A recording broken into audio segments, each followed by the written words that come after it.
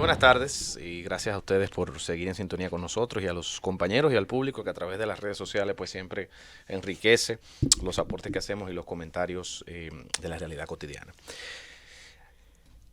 Ahorita tuvimos una interacción en un colectivo que me puso a pensar, estos colectivos de aquí a veces son buenos, a veces son muy buenos, sí, a veces son extremadamente buenos, depende.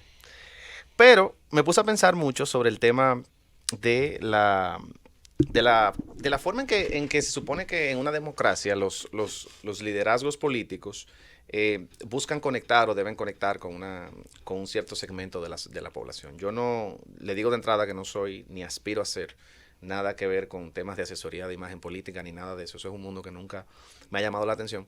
Pero como votante y ciudadano, hay algunas ideas que uno tiene observando la realidad contemporánea respecto de muchos políticos dominicanos.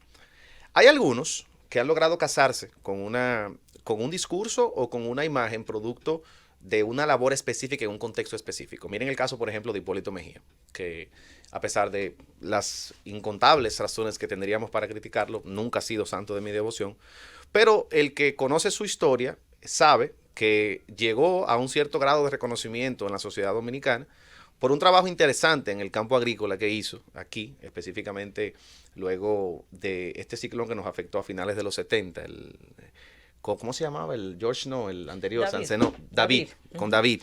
Cómo fueron desabastecidos pues muchos de los rubros básicos de aquí, especialmente los plátanos, y él con una estrategia interesante de cultivo en el campo, pues logró ganarse una reputación como un administrador, un agrónomo que realmente es efectivo en el trabajo que hace. Y eso fue algo que lo ha perseguido siempre dentro de su marca política, aparte de la extremadamente poco cuidadosa forma de expresar sus ideas. Caso también ocurre con otros políticos. El caso de Medina, Danilo Medina, el presidente, que siempre pues, ha tenido el aura de ser un estratega político, alguien que tiene un conocimiento del mundo de la política, de la creación de coaliciones, de la gerencia de los favores, porque eso es mucho de lo que hacen los políticos, de manera muy efectiva. Leonel Fernández como el académico, el elocuente orador y alguien pues con muchas páginas para la izquierda.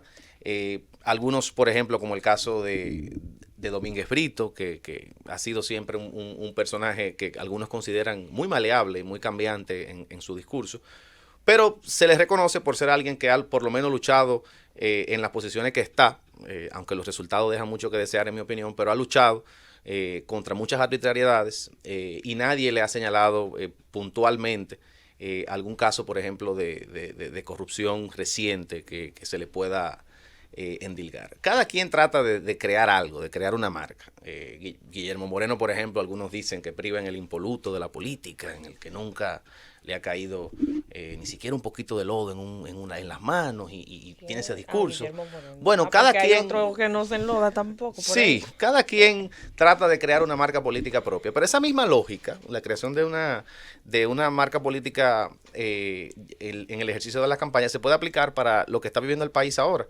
Y ahorita el caso que tocábamos, que era un comentario que yo hacía, era específicamente en el caso del Partido de la Liberación Dominicana, como quizás por lo abrupta de la imposibilidad del presidente Medina reelegirse, que sabemos que no fue una decisión propia, sino que simple y sencillamente no contó con los votos necesarios para hacerlo, a pesar de que él dijo en el discurso una cosa y Reinaldo en la entrevista con Diario Libre dijo otra. No sé si mucha gente se dieron cuenta de eso.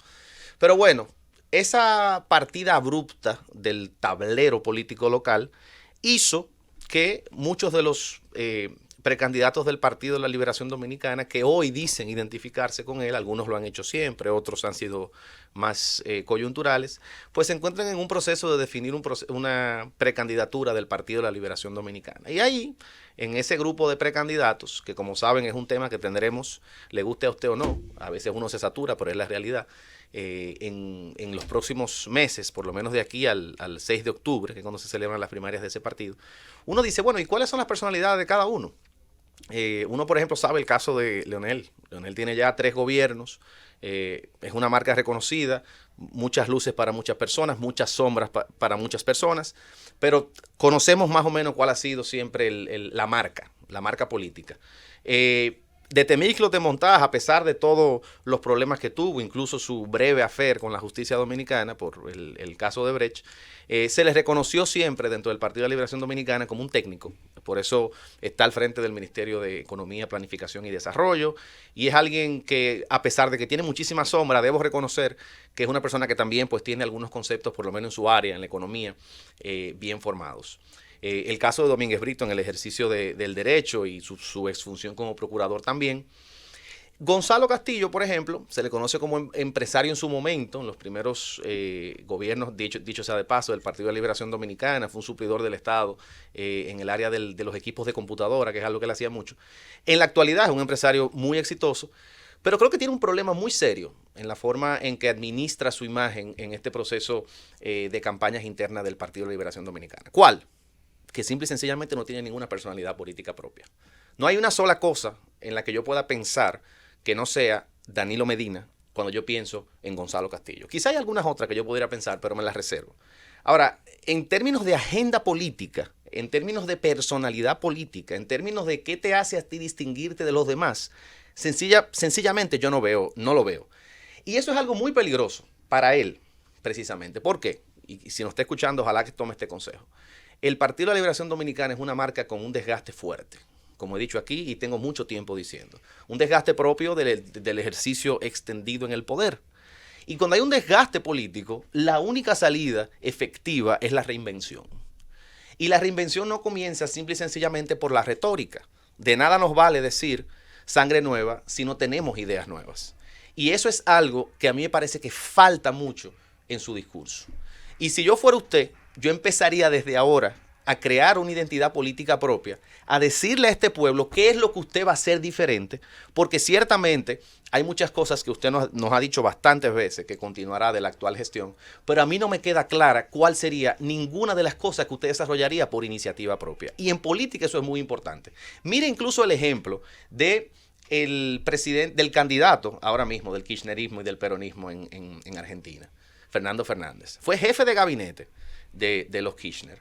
Fue obviamente jefe de gabinete que renunció por diferencias con su jefe en ese momento, pero es alguien que a pesar de haber formado parte del tren gubernamental, ha estructurado un discurso con similitudes ciertamente a la corriente política de la que él viene, pero con una identidad propia. Y ha sido muy reiterativo en decir que él no es más de lo mismo, sino que tiene ideas propias. En usted yo no veo nada de eso. Entonces yo no sé cuál va a ser el resultado de este proceso interno del Partido de la Liberación Dominicana, que indudablemente va a ser un proceso de tensión. Por lo que veo, y a la luz de lo que escuchamos hace un momento en uno de los colectivos, el tema de los acuerdos dentro de ese partido, que se suponían que era la vía de salida para todas las disputas que se están dando, pareciera que no va a ocurrir, por lo menos el caso de la presidencia de la Cámara de Diputados, que supuestamente según ese acuerdo le tocaría a Demóstenes Martínez. Ojalá que los PLDistas no pierdan la noción fundamental de que en democracia, para poder lograr grandes cambios y para poder sortear grandes crisis, siempre es necesario ceder. Porque en los acuerdos en el que todo el mundo siente que solamente él gana o sus intereses son los que prevalecen, definitivamente hay un mal acuerdo. Una de las máximas del mundo de los negocios, yo creo que aplica muy bien a la política en este caso, y aplica muy bien específicamente al Partido de la Liberación Dominicana, es que un buen acuerdo es un acuerdo en el que todos sienten que perdieron algo.